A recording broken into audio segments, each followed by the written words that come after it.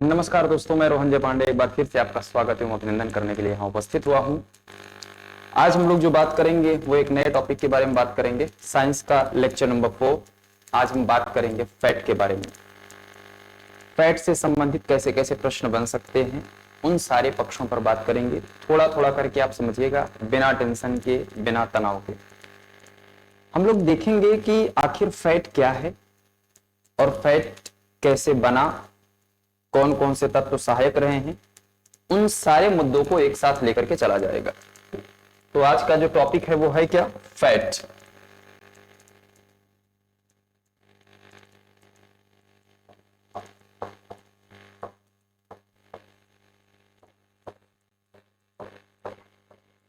वसा।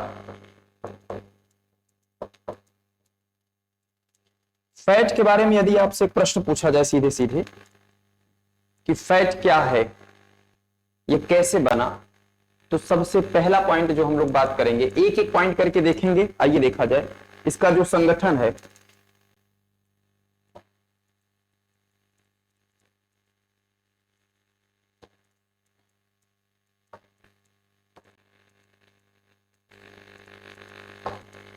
कहा जाता है कि यद्यपि वसीय अम्ल और ग्लिसरॉल ये जब एक बंध से जुड़ते हैं जिसका नाम है एस्टर बंध,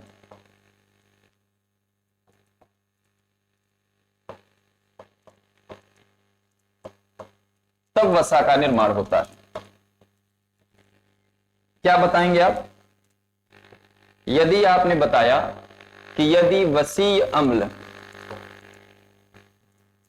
ग्लिसरॉल से किस बंध के द्वारा जुड़ते हैं, तो आपने बताया एस्टर बंध के द्वारा। एकदम बहुत सरल सा इंफॉर्मेशन है। वसीय अम्ल जब ग्लिसरॉल के द्वारा ग्लिसरॉल से बंधेगा, ये ज्वाइन होने के लिए कौन सा बंध उपयोगी है? Ester bond. तो ऐसी स्थिति में किसका निर्माण होता है? वसा का। अब एक अच्छा प्रश्न और, कि जो वसा है तो 1 ग्राम वसा में 9.3 किलो कैलोरी ऊर्जा प्राप्त होती है। यदि आपसे यह पूछा जाए कि 1 ग्राम वसा में कितने मात्रा में कैलोरी ऊर्जा होती है, तो आप बताएंगे कि 9.3 कैलोरी। ध्यान रखिएगा, 1 ग्राम वसा की बात कर रहा हूं। तो यदि आपसे पूछा जाए कि 1 ग्राम वसा में कितने कैलोरी ऊर्जा पाई जाती है, तो आप बताएंगे 9.3 किलो कैलोरी। आइए अब अगला प्रश्न क्या है? अगला प्रश्न हम लोग देखेंगे कि वसा के कार्य क्या क्या है।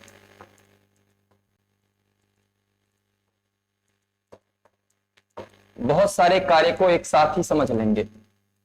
पहला कार्य,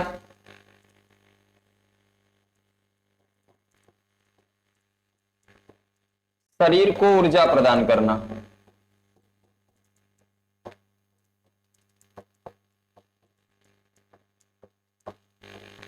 ये इसका मेन वर्क है, मुख्य कार्य क्या है? शरीर को ऊर्जा प्रदान करना। इसी में दूसरा, आपके शरीर के ताप को नियंत्रित करना।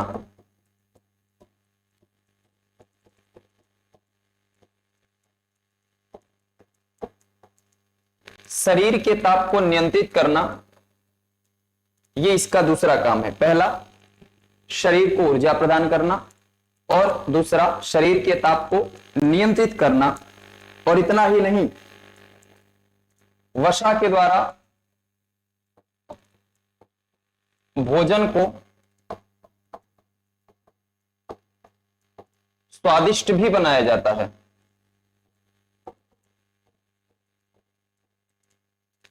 जैसे आप देखिए, दाल रोटी खाइए, दाल चावल खाइए, पर थोड़ा सा उसमें देसी घी मिला दीजिए।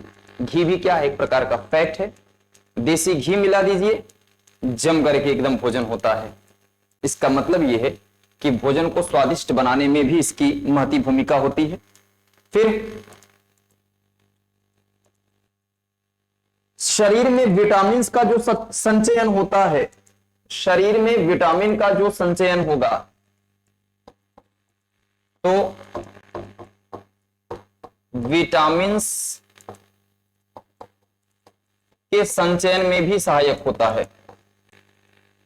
कौन कौन से हैं वो विटामिन, तो आप बताएंगे। एक तो है vitamin A, vitamin D, vitamin A और विटामिन के। ठीक, बी नहीं, ए डी ई के, एडेक। इनका संचयन जो होता है वो किसके माध्यम से होता है, वसा के माध्यम से होता है। अब रासायनिक संगठन के आधार पर यदि हम वसा को बांट करके देखें कि वसा कितने प्रकार की होती है, तो रासायनिक संगठन के आधार पर अगर हम इसके प्रकार की बात करें, तो जिसमें पहला प्रकार नंबर 1, एक तो मेरे प्यारे भाई है आपका सरल प्रकार की वसा, दूसरा संयुक्त वसा, और तीसरा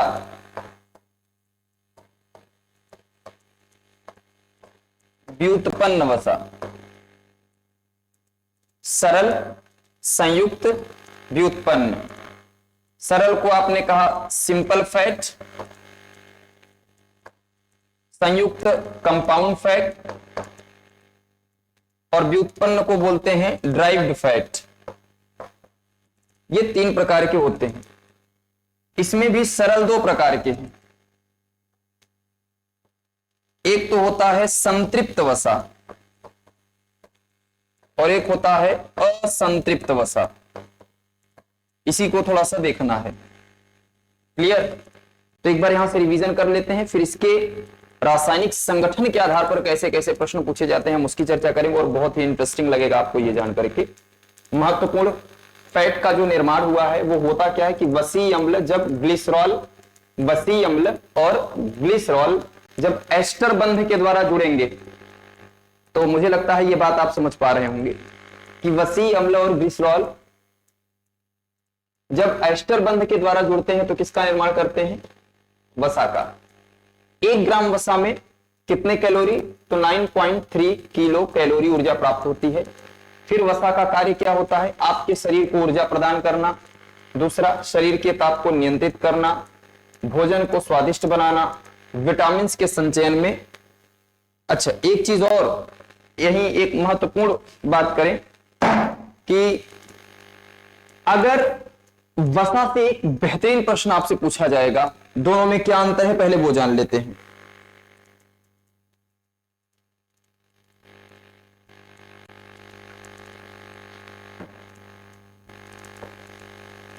अगर आपसे पूछा जाए कि शरीर में ऊर्जा का निर्माण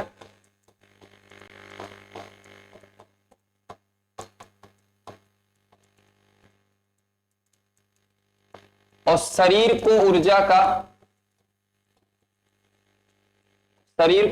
प्रदान, ये दोनों अलग अलग प्रश्न हैं। यदि पूछा जाए कि ऊर्जा का निर्माण शरीर में सबसे ज्यादा किससे होता है, तो आप बताएंगे भैया फैट से। पर आपके शरीर में ऊर्जा का निर्माण सबसे ज्यादा फैट से, पर आपके शरीर को ऊर्जा प्रदान वो सबसे ज्यादा कार्बोहाइड्रेट है।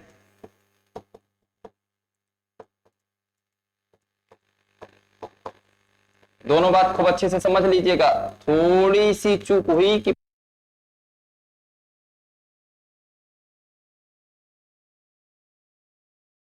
फैट में दरअसल O2 की मात्रा कम होती है और कार्बोहाइड्रेट में O2 की मात्रा क्या होती है, इसकी तुलना में अधिक होती है। तो अधिक होने के कारण कार्बोहाइड्रेट सबसे ज्यादा ऊर्जा प्रदान करता है, शरीर को एनर्जेटिक बना करके रखता है। और इसी में एक बात और मैं आपको ऐड करके बता देना चाहूंगा, अगर आपको समझना ही है तो, इसीलिए सर्वाधिक क्रियाशील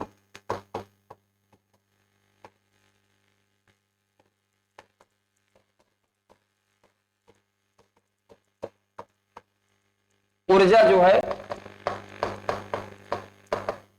वो यही कार्बोहाइड्रेट को ही कहा जाता है। और सर्वाधिक क्रियाशील होने का कारण O2 के मात्रा का अधिक होना। तो यहां हम लोग खूब अच्छे धूमधाम तरीके से समझ पाए हैं। फिर से देखिएगा, पूछा जाए कि फैट सर्वाधिक शरीर में ऊर्जा का निर्माण कौन करता है? फैट करता है। पर सर्वाधिक प्रदान करने की जब बात आती है तब कार्बोहाइड्रेट्स का। ऐसा क्यों पूछा जाएगा? तो बताएंगे कि फैट में O2 की मात्रा कम होती है जबकि कार्बोहाइड्रेट में O2 की मात्रा अधिक होती है, इसलिए सर्वाधिक क्रियाशील भी कहा जाता है।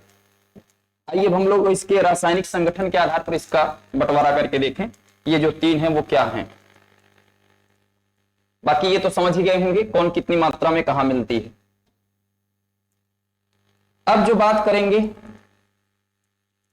रासायनिक संगठन के आधार पर वसा के प्रकार।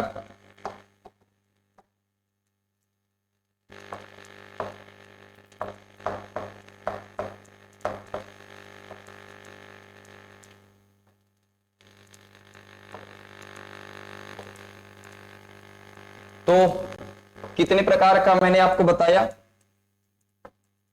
तो एकदम बहुत ही मजे के साथ आप बताइए। एक तो है सरल वसा,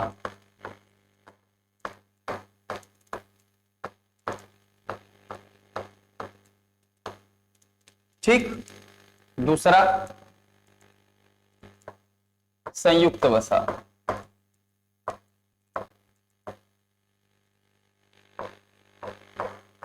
और बीच बीच में अगर चला जाता है वो नेट तो ध्यान रखिएगा, कुछ देर के लिए नो सिग्नल होता है तो उसको फॉरवर्ड कर लिया करिए, परेशान ना हुआ करिएगा। और तीसरा व्युत्पन्न वसा।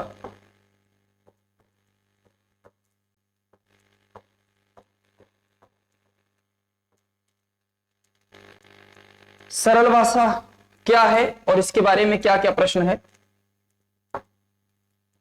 उसको देख लेते हैं। पहली बात, अगर आपसे पूछा जाए कि सरल वसा का जो स्रोत है, सरल वसा में मैंने आपको बताया कि ये दो प्रकार का है, पहले उसके प्रकार भी यहीं लिख दें तो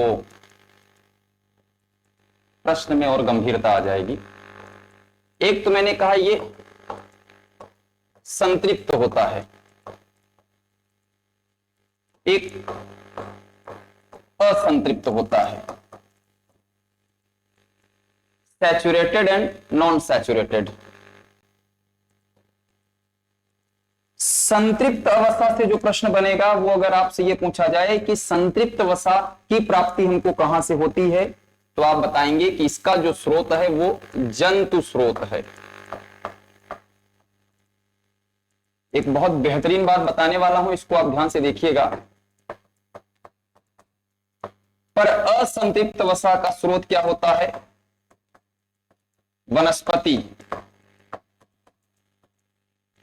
संतृप्त वसा में कौन कौन से शामिल है अगर आपसे कहा जाए तो जैसे कहा जाता है घी हो गया, मक्खन हो गया, चर्बी हो गया, लिवर कॉर्ड ऑयल हो गया इत्यादि। असंतृप्त वसा की अगर हम लोग बात करें तो सरसों हो गया, नारियल हो गया, बादाम आदि का तेल, ध्यान रखिएगा तेल,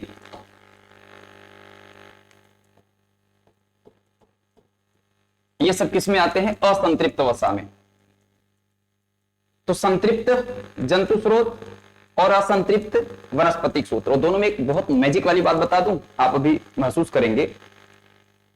ये जो संतृप्त वसा है और ये जो असंतृप्त वसा है, दोनों में क्या डिफरेंसेस है ये देखिएगा कि संतृप्त वसा रूम टेम्परेचर पर जम जाता है, पर आपने सरसों के तेल को जमते हुए नहीं देखा होगा, बादाम के तेल को जमते नहीं हुआ देखा होगा, पर आपने घी हुआ, मक्खन हुआ, चर्बी हुआ, और ऐसे ही जैसे बादाम है वैसे ही यहां पर लीवर कॉर्ड ऑयल,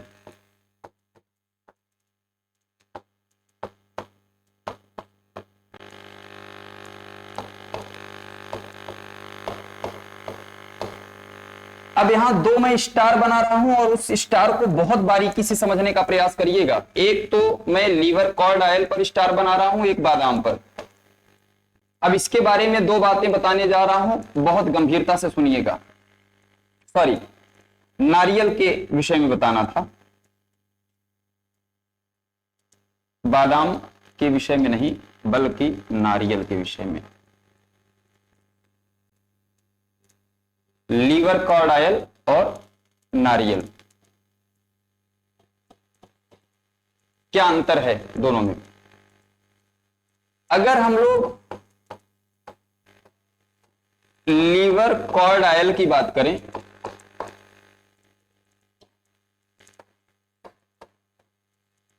वर्सेस नारियल के तेल की बात करें, इन दोनों में अगर बात किया जाए, बहुत ध्यान से सुनिएगा तो आप महसूस करेंगे कि सर ये तो बहुत अच्छी बात है। लीवर कॉर्ड ऑयल होता है, ये कहां से प्राप्त होता है? ये संतृप्त वसा है। किस प्रकार की वसा? नारियल का जो तेल है वो असंतृप्त वसा है। मैंने कहा जो संतृप्त वसा होता है वो रूम टेम्परेचर पर जम जाता है, जबकि असंतृप्त वसा रूम टेम्परेचर पर नहीं जमता है।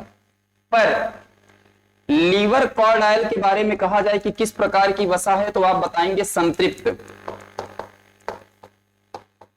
वसा, और नारियल के तेल को आप क्या बताएंगे? असंतृप्त वसा। परंतु बहुत ध्यान से देखिएगा, अगर व्यवहार के आधार पर यह पूछा जाए और इसके बारे में व्यवहार के आधार पर पूछा जाए, तो व्यवहार के आधार पर दरअसल लीवर कॉर्ड ऑयल जो होते हैं वो मेरे प्यारे विद्यार्थियों, व्यवहार के आधार पर लीवर कॉर्ड ऑयल वो असंतृप्त हो जाते हैं। क्यों? क्योंकि मैंने कहा कि घी, मक्खन, चर्बी इत्यादि जम जाते हैं, पर liver cod oil room temperature पर जमता नहीं है असंतृप्त, ये संतृप्त वसा पर जमता नहीं है। व्यवहार के आधार पर ये असंतृप्त की कैटेगरी में आता है, जबकि नारियल का तेल जम जाता है, इसे जमना नहीं चाहिए। सरसों का तेल नहीं जमता, बादाम का तेल नहीं जमता, पर नारियल का तेल जम जाता है। इसका मतलब यह है कि व्यवहार के आधार पर अगर हम इसकी बात करें तो प्रश्न क्या हो जाता है? सीधे सीधे वो संतृप्त हो जाता है। ये है मैजिक, समझ में आ गया होगा? फिर से समझें। संतृप्त वसा, असंतृप्त वसा, संतृप्त वसा जंतु स्रोत से, असंतृप्त वसा कहां से मिलता है? वनस्पति स्रोत से। घी, मक्खन, चर्बी सब संतृप्त में, और सरसों, नारियल, बादाम का तेल असंतृप्त में। पर लीवर कॉर्ड, मैंने कहा कि ये जितने भी होते हैं संतृप्त वसा, ये रूम टेम्परेचर पर जम जाते हैं, पर ये क्या है? नहीं जमते हैं। पर लीवर कॉर्ड ऑयल और नारियल का तेल के बारे में थोड़ा सा विशेष ध्यान रखना होगा। लीवर कॉर्ड ऑयल है तो संतृप्त वसा, क्योंकि जंतु स्रोत से मिल रहा है। नारियल जो है वो वनस्पति टाइप का है। मैंने कहा जंतु वाला जम जाता है, पर लीवर कॉर्ड ऑयल जमता नहीं है, तो व्यवहार के आधार पर इसे असंतृप्त, और नारियल का तेल जम जाता है तो संतृप्त वसा, पर व्यवहार के आधार पर ये क्या हो जाएगा? है असंतृप्त, पर व्यवहार के आधार पर संतृप्त हो जाता है। अब संयुक्त वसा के बारे में मैं आपको बता दूं। संयुक्त वसा में तीन महत्वपूर्ण आते हैं।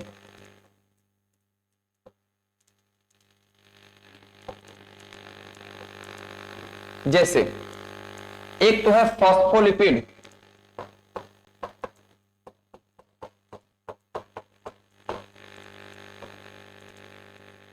एक है ग्लाइकोलिपिड,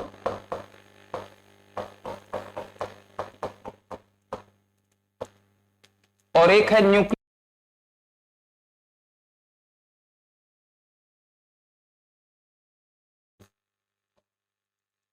कौन कौन से हो गए?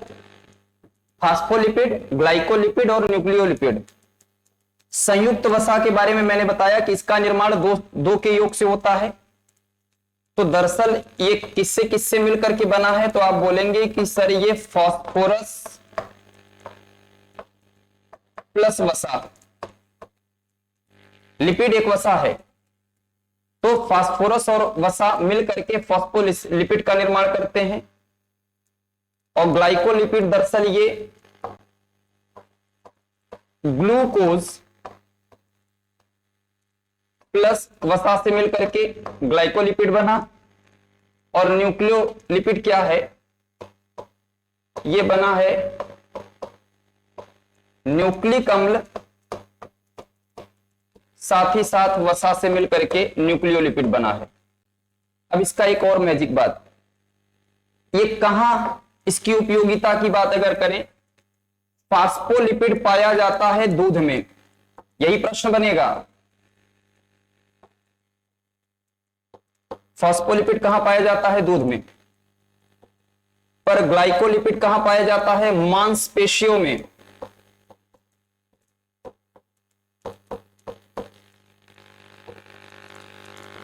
और न्यूक्लियोलिपिड के बारे में पूछा जाए कि ये कहां प्राप्त होता है, तो आपके डीएनए, आरएनए, जीन, गुणसूत्र आदि में ये मिलता है। तो बहुत ही शानदार प्रश्न, एकदम डायरेक्ट पूछा जाएगा। फॉस्फोलिपिड दूध में, ग्लाइकोलिपिड मांसपेशियों में, न्यूक्लियोलिपिड कहां, डीएनए आरएनए के जीन या गुणसूत्र में मिलता है।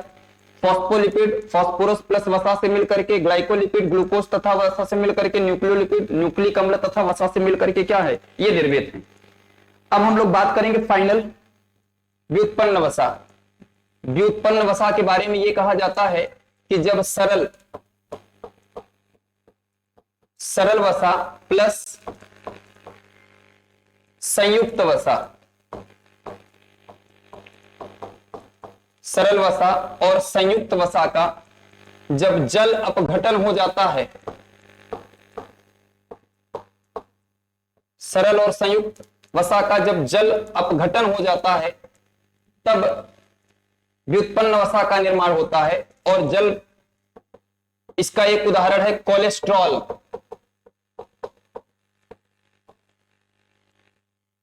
इसका एक उदाहरण क्या है, कोलेस्ट्रॉल है। अब हम लोग दो चीजों के बारे में बात करेंगे। सबसे पहले बात कर लिया जाए क्या है कोलेस्ट्रॉल। इससे पहले एक बार हम आपको रिपीट करा देना चाहेंगे। वसा के प्रकार सरल, संयुक्त और व्युत्पन्न है। सरल वाला दो संतृप्त, असंतृप्त। संतृप्त का स्रोत जंतु है, असंतृप्त का वनस्पति है। संतृप्त में घी, मक्खन, चर्बी, लीवर, कॉर्ड ऑयल, सरसों, नारियल, बादाम इत्यादि का तेल।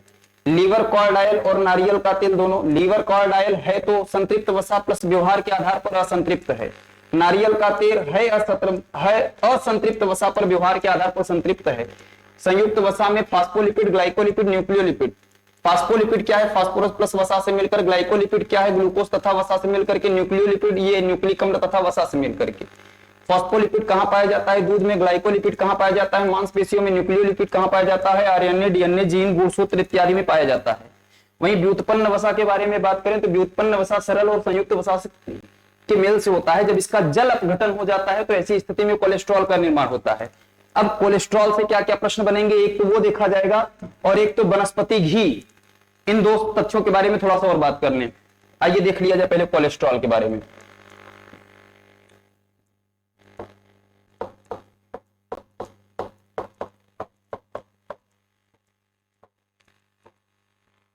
मेरे प्यारे विद्यार्थियों, कोलेस्ट्रॉल क्या है, तो आप कहेंगे कि ये एक व्युत्पन्न वसा है।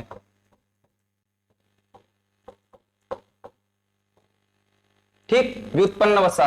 कोलेस्ट्रॉल क्या है, तो एक व्युत्पन्न वसा है। इसमें अगर हम बात करें तो अगर आपसे कभी पूछा जाए तो दरअसल ये संतृप्त और असंतृप्त से दोनों का योगदान होता है। पर मैजिक बात क्या है जानते हैं, कोलेस्ट्रॉल में संतृप्त वसा अधिक मात्रा में और असंतृप्त वसा थोड़ी सी कम मात्रा में होती है। ये बहुत इंपॉर्टेंट नहीं है। इसका जो मेन रूल है वो मानव के लिए क्या है, मनुष्य के लिए क्या है, ये हमको मूल रूप से देखना है। अगर मान लीजिए नो सिग्नल हो जाता है तो तनाव मत लीजिएगा, जहां छूटेगा उसी के आगे से हम पढ़ाना शुरू करेंगे, है ना। मनुष्य की अगर हम बात करेंगे मेरे प्यारे विद्यार्थियों, तो मनुष्य में एक तो पुरुष आते हैं और स्त्री, दोनों, पुरुष भी और स्त्री भी। आपको बताऊं कि मनुष्य में क्या होता है, कोलेस्ट्रॉल की मात्रा जो है वो अधिक पाई जाती है, पर स्त्रियों में कोलेस्ट्रॉल की मात्रा कम पाई जाती है। क्या ये दोनों बातें आप समझ पा रहे हैं? अगर सरलता से समझ पा रहे हैं तो बहुत अच्छी बात है। अब होता क्या है, कोलेस्ट्रॉल की मात्रा अधिक होने के कारण ही पुरुषों में हार्ट अटैक की समस्या सर्वाधिक होती है महिलाओं की तुलना में।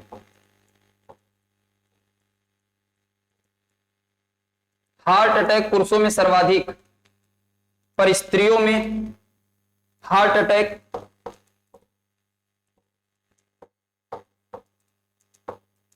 कम आता है या कम होता है। इन्हें अधिक हार्ट अटैक या ज्यादा, कई बार ज्यादा कर दें, और इनमें कम। होता क्या है, दरअसल स्त्रियों में एक हार्मोन पाया जाता है जिसका नाम है एस्ट्रोजन, नाम सुना होगा शायद, एस्ट्रोजन।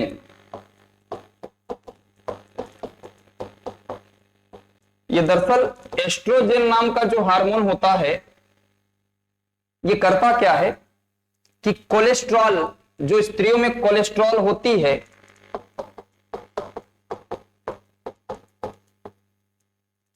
इसका दरअसल नियंत्रण करता है। कौन नियंत्रण करता है?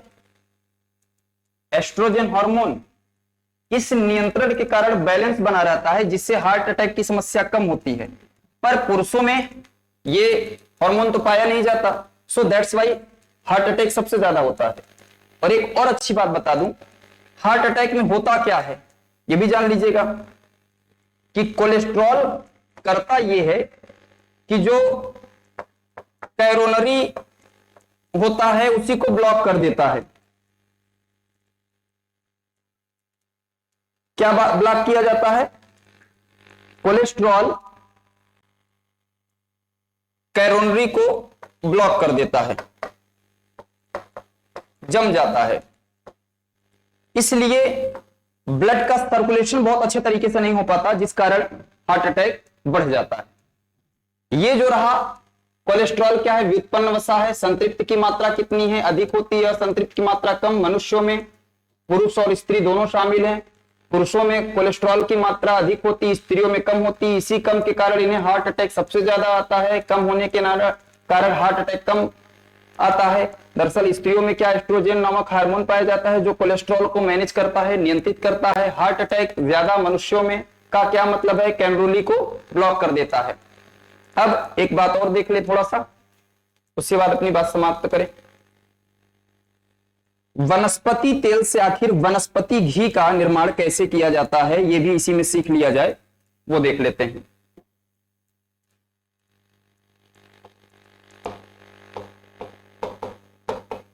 वनस्पति तेल से किसका निर्माण? वनस्पति घी का। मेरे प्यारे विद्यार्थियों, अगर वनस्पति तेल से वनस्पति घी का निर्माण करना होता है, एक क्रिया की जाती है, उसे बोलते हैं हाइड्रोजनीकरण। तो यदि आपसे पूछा जाए कि किसके माध्यम से वनस्पति तेल को हम वनस्पति घी में बदलते हैं, तो हाइड्रोजनीकरण। अब होता क्या है कि वनस्पति तेल में हाइड्रोजन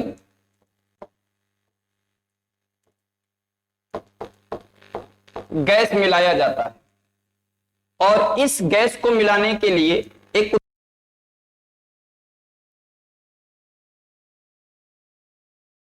जो है वो उत्प्रेरक का काम करता है।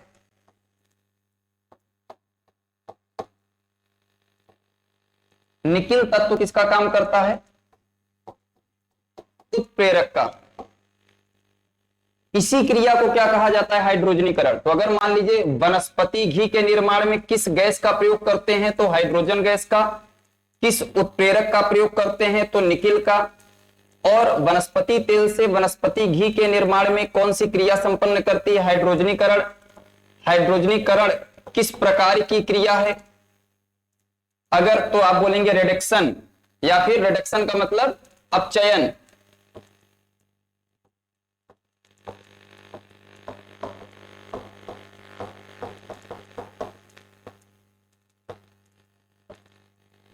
तो मुझे लगता है ये बात आप अच्छे तरीके से समझ पाए होंगे। खट से मैं इसको रिवाइज कर दे रहा हूं। वनस्पति तेल का वनस्पति घी में निर्माण करने के लिए किस क्रिया का प्रयोग किया जाता है? हाइड्रोजनीकरण। पहला प्रश्न, हाइड्रोजनीकरण किस प्रकार की क्रिया है? तो अपचयन प्रकार की क्रिया है। फिर वनस्पति तेल से वनस्पति घी के निर्माण में किसका सहयोग होता है? तो हाइड्रोजन गैस का। उत्प्रेरक का काम कौन करता है? तो निकिल। वसा के बारे में इससे ज्यादा आपको जानने की जरूरत नहीं है सामान्य तौर पर। इसके बाद जो हम लोग बात करेंगे वो बात करेंगे प्रोटीन के बारे में। आज के लिए इतना ही। थैंक यू, धन्यवाद।